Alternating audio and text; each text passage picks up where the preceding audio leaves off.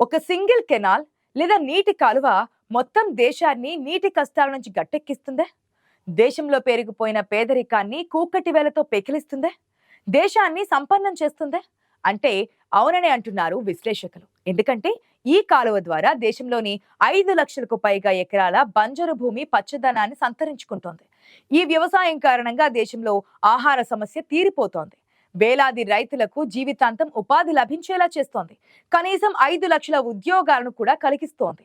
అలాంటి ఒక అద్భుతమైన అంశంపై ఈ రోజు టిండెత్ లో ఓ కథ మీ ముందుకొచ్చింది.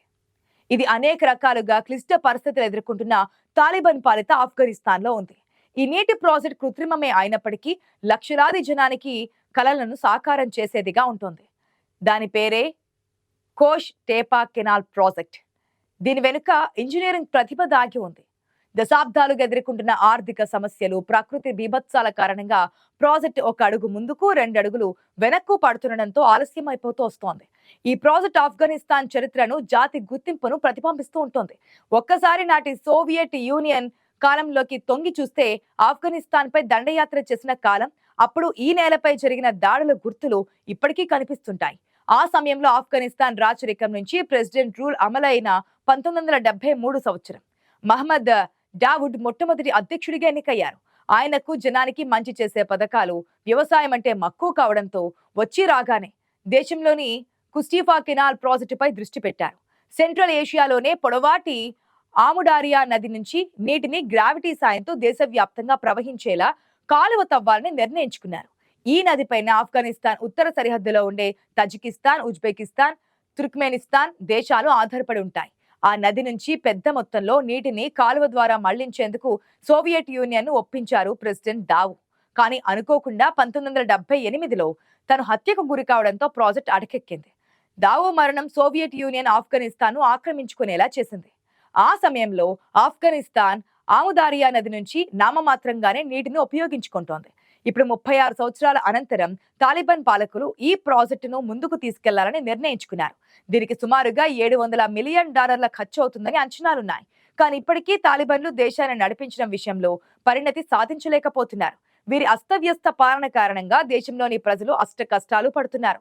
ఇంతవరకు ప్రపంచంలోని ఏ దేశము ఆఫ్ఘనిస్తాన్ ను అధికారికంగా గుర్తించలేదు. పైగా గతంలో ఈ దేశానికి చెందిన సంపద పలు దేశాలలో ఫ్రిజ్ చేయబడి ఉంటుంది. అమెరికా ఆంక్షల కారణంగా తాను స్వతంత్రించి ఏ పని చేయలేని పరిస్థితిలో ఉంది. ప్రాజెక్టును పూర్తి చేస్తే దేశంలో పత్తి పంట బాగా పండుతోంది. దాంతో దేశంలోని చాలా కష్టాలు తీరిపోతాయి. ఇప్పటికే ఈ ప్రాంతంతో వాతావరణ మార్పులు ప్రభావం చూపిస్తున్నాయి. వేసవి కాలం భరించలేనంతగా వేడిగా ఉంటుంది. కొండలపై మంచు కరిగి హిమనదాలుగా మారి వరదలు సృష్టిస్తున్నాయి. ఆఫ్ఘనిస్తాన్ ఒక ల్యాండ్ లాక్డ్ కంట్రీ లేదా భూపరివేష్టిత దేశంగా చెబుతూ ఉన్నారు.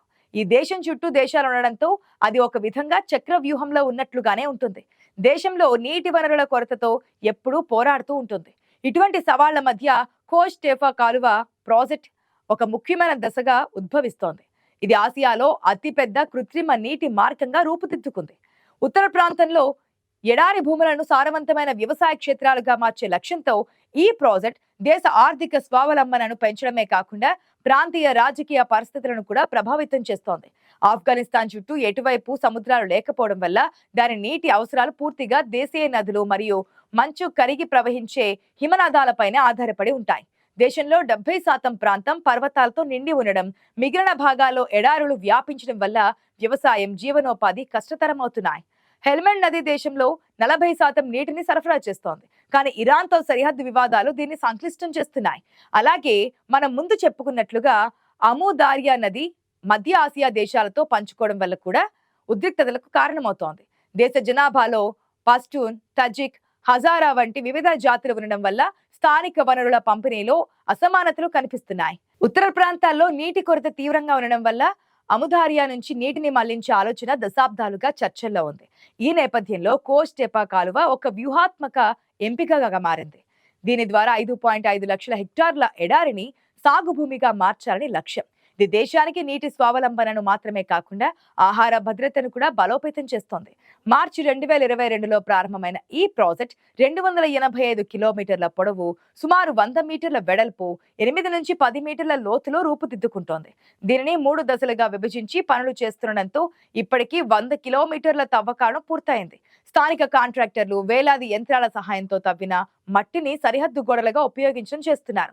సౌరశక్తి ఆధారిత పంపులు, మోటార్లు ఏర్పాటు చేయడం వల్ల విద్యుత్పై ఆధారపడడం తగ్గుతోంది. ఈ ప్రాజెక్టును బయట దేశాల సాయం లేకుండా స్వదేశీ సామర్థ్యాలతో ముందుకు సాగుతుండడం గమనించాల్సిన విషయం. పాశ్చాత్య నిపుణులు ఆశ్చర్యపరిచే వేగంతో పనులు జరుగుతున్నాయి. ఈ ఏడాది చివరి నాటికి ప్రాజెక్టు పూర్తి కావచ్చని అంచనాలు కూడా ఉన్నాయి. ఇది ఆఫ్ఘనిస్తాన్ యొక్క స్థిరత్వాన్ని, స్వయం సమృద్ధిని ప్రదర్శిస్తూ ఉంటుంది. డబ్బు లేకపోయినా పని పూర్తి చేయాలన్న తెగువను చూపిస్తోంది. అయితే నిర్మాణ ప్రక్రియలో పర్యావరణ ప్రభావాలు, నాణ్యతా ప్రమాణాలు దీర్ఘకాలిక విజయానికి కీలకంగా ఉంటాయి. ఈ కాలువ నిర్మాణం పూర్తయితే ఉత్తర ఆఫ్ఘనిస్తాన్ లో వ్యవసాయ ఉత్పాదకత గణనీయంగా పెరుగుతోంది. గోధుమ వంటి పంటలు పండించడం ద్వారా ఆహార ఉత్పత్తి పెరిగి 50% వరకు ఎగుమతి చేసే అవకాశం ఉంటుంది. ఇది దేశానికి విదేశీ మారకాన్ని తెచ్చిపెడుతోంది. జనం ఆకలి సమస్యలను తగ్గిస్తోంది. స్థానికులకు ఉపాధి అవకాశాలు పెరగడం వల్ల సామాజిక స్థిరత్వం మెరుగుపడుతోంది. కాలువ చుట్టూ మొక్కలు నాటడం ద్వారా పర్యావరణ సమతుల్యత కూడా సాధ్యమవుతూ ఉంటుంది. ఆఫ్ఘనిస్తాన్ ఎగుమతులు ప్రధానంగా తుర్కమెనిస్తాన్, ఉజ్బెకిస్తాన్లకు ఆధారపడి ఉండడం వల్ల ఈ ప్రాజెక్ట్ ఆర్థిక స్వాతంత్రాన్ని పెంచుతోంది. అయితే దీని విజయం వ్యవసాయ సాంకేతికతలు, మార్కెట్ యాక్సెస్ పై ఆధారపడి ఉంటుంది. ఇది దేశానికి కొత్త ఆర్థిక అవకాశాలను తెరుస్తోంది.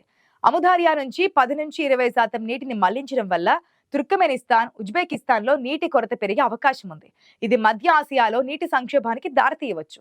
కానీ 1992 ఒప్పందం ప్రకారం ఆఫ్ఘనిస్తాన్ కు నీటి హక్కులు ఉన్నప్పటికీ ఈ ప్రాజెక్టు ప్రాంతీయ సంబంధాలను ఉద్రిక్తపరుస్తోంది. తుర్కమెనిస్తాన్ తన సొంత కాలువల అనుభవాన్ని గుర్తు చేసుకుంటూ అభ్యంతరాలు వ్యక్తం చేస్తోంది. అయితే ఆఫ్ఘనిస్తాన్ దీన్ని స్వావలంబనకు అవసరమైన చర్యగా చూస్తోంది. పర్యావరణ పరంగా ఆరల్ సముద్రం బేసిన్ పై ప్రభావం, నీటి లీకేజీ ఆందోళనలు ఉన్నాయి. ఈ వివాదాలు ప్రాంతీయ సహకారాన్ని అవసరం చేస్తాయి. లేకపోతే చైనా, ఇతర దేశాలు కూడా ప్రభావితమవుతాయి. మన దేశంలో గంగా నది మాదిరిగా ఉండే కోస్ట్ ఎఫా కాలువ ఆఫ్ఘనిస్తాన్ కు ఒక వరంగా మారే అవకాశం ఉంటుందని అంటున్నారు పరిశీలకులు. ఆ దేశపు నీటి, ఆహార సమస్యలను పరిష్కరిస్తూ ఆర్థిక వృద్ధిని ప్రోత్సహిస్తోంది. అయితే ప్రాంతీయ సంఘర్షణలు, పర్యావరణ రిస్కులు దీన్ని సవాలుగా మార్చవచ్చు. సమర్థవంతంగా దౌత్యం, స్థిరమైన పద్ధతులతో ఇది మధ్య ఆసియా నీటి నిర్వహణకు మార్గదర్శకంగా నిలిచే అవకాశం ఉంది. అయితే ప్రస్తుతం ఆఫ్ఘనిస్తాన్ పరిస్థితి అంతంత మాత్రంగానే ఉంది. ఒకవైపు అమెరికా అధ్యక్షుడు ట్రంప్ నుంచి బగ్రామ్ ఎయిర్ బేస్ కోసం బెదిరింపులు, మళ్లీ సైన్యాన్ని దింపుతామని హెచ్చరికలు వస్తున్నాయి.